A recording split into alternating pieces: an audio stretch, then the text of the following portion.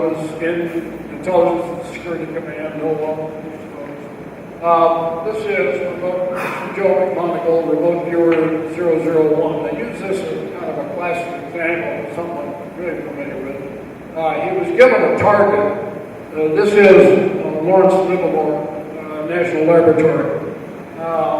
Having been there, I'll say when you drive up, this row of trees is very, very pronounced. Joe had no idea where the target was, what it was, had never been to Lawrence Livermore before, and yet this is the picture that he drew.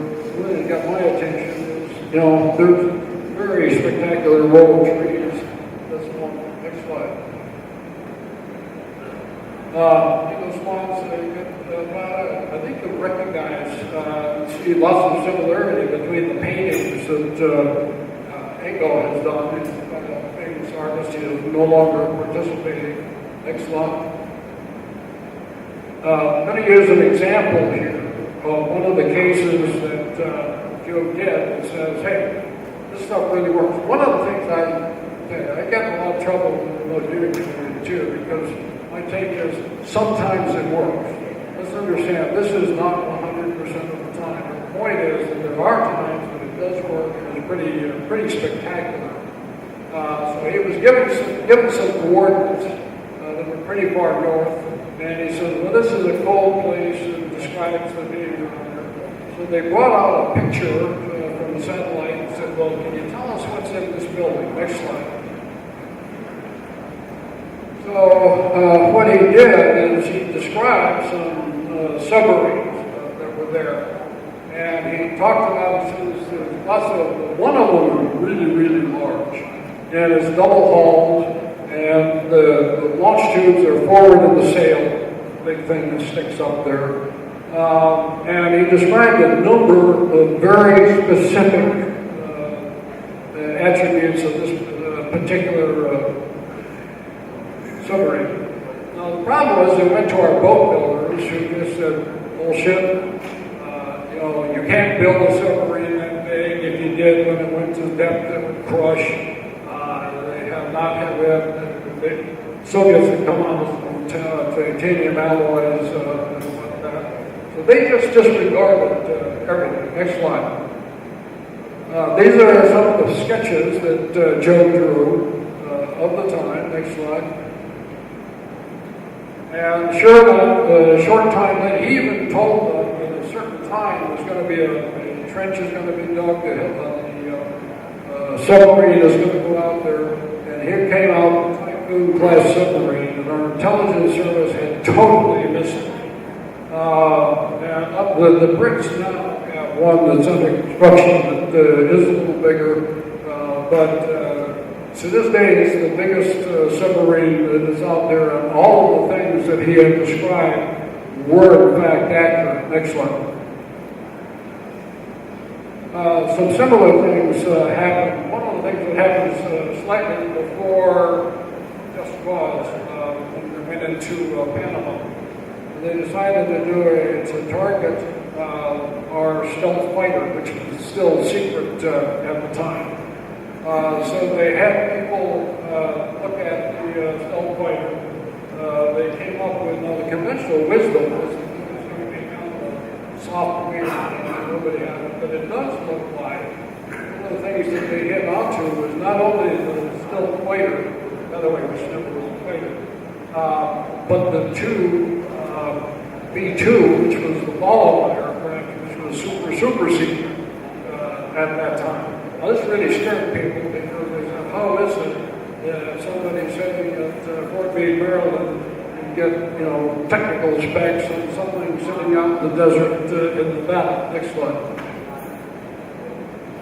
And this, of course, is what the target turned out to be. It was revealed in the invasion of Panama, the first time we took it out from under wraps. As I was saying, this is one that they think they also had. Next slide. This is the B-2 was going on. This one is this is an experiment that was conducted over time by Stephen Schwartz.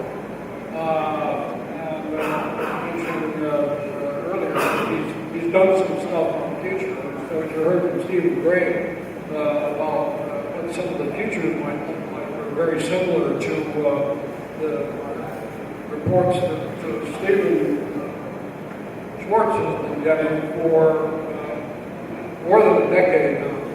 But this was done, and the key thing here, the blood getting that I showed you before was done by experts, people who had been specifically trained. This is done at conferences like this, where you have a group of people who are interested together, and they would say, okay, tell us what you see. Next slide. So they had 47 viewers. Again, I won't take the time to go into it, but this is all date stamped and all that. There's no going back and being selective on the data or adding new stuff in later. This was done on 3 November, and Saddam was found a short time later. Next slide. They predicted in the location he's going to be found behind an ordinary looking house. Where's the creek? The creek, not a big deal, but the house is going to be a dirt road by the river. Next slide. Here's the satellite photo. Here's the river. Here's the dirt road. And here's the hut where he was hiding. Pretty accurate description. Next slide. You can see he was found there. This was found on the 15th of December. Next slide.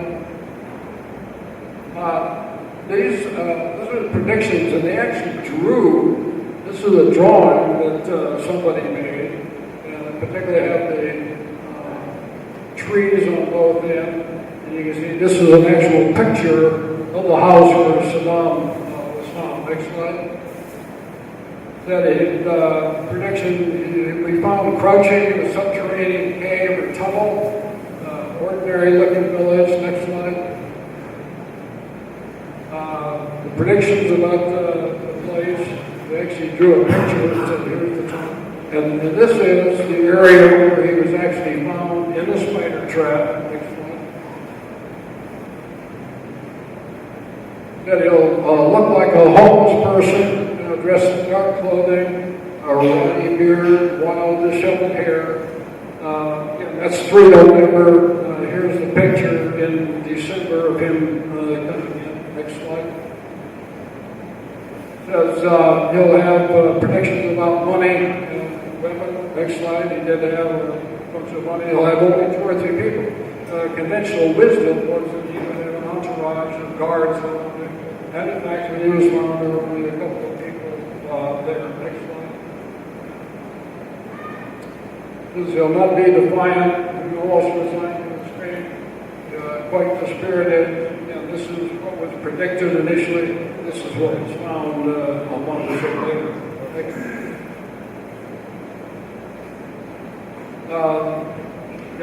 He was armed, did not put up any resistance. Next slide.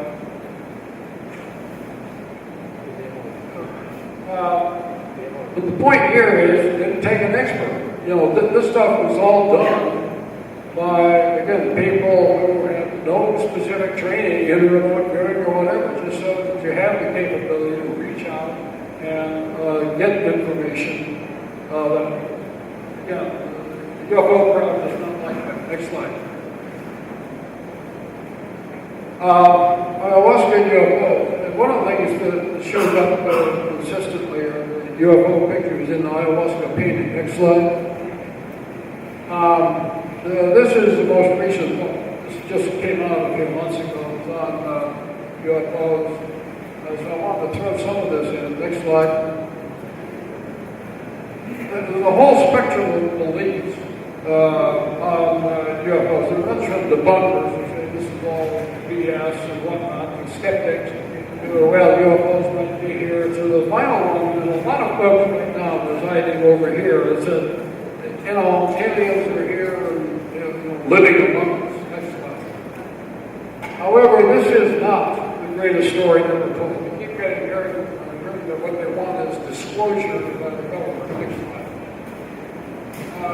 Actually, what's happened is disclosure of day 1 happened before April 1950 when Harry Truman, held a press conference and said, by the way, UFOs definitely exist, they're real, and they're not from this planet. And everybody said, well, this is going to be a big deal, but I checked the newspapers for 5 April the next day, and it doesn't even make the paper.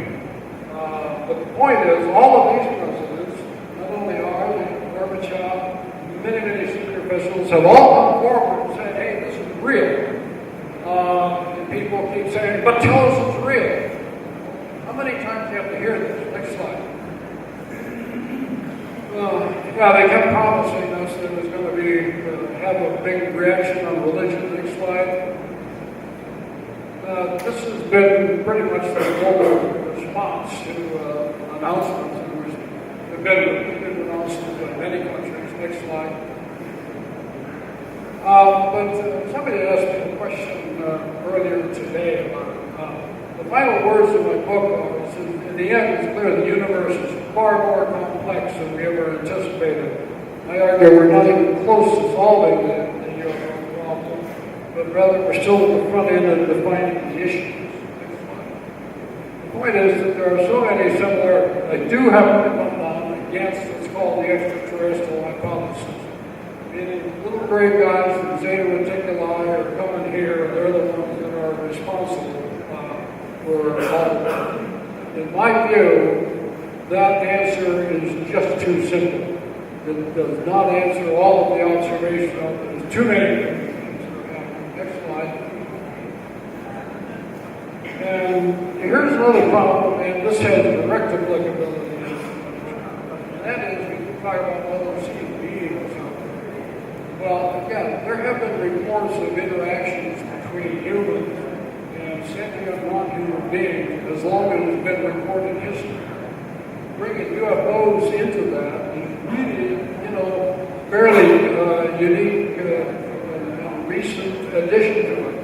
But cultures around the world have talked about these kinds of interactions. Next slide. Now, when you get into the field, there are no limits to crazy. You will find on the internet, particularly here in Dulce, there's actually things out there that I read. I personally led a nuclear strike against underground bases there. We got tired of dealing with the aliens. So you cannot come up with a theory that doesn't find somebody wants. And this is one of the best sellers out there, psychokinesis, hybrid babies, and all that. Actually. It's really kind of interesting that we get called upon to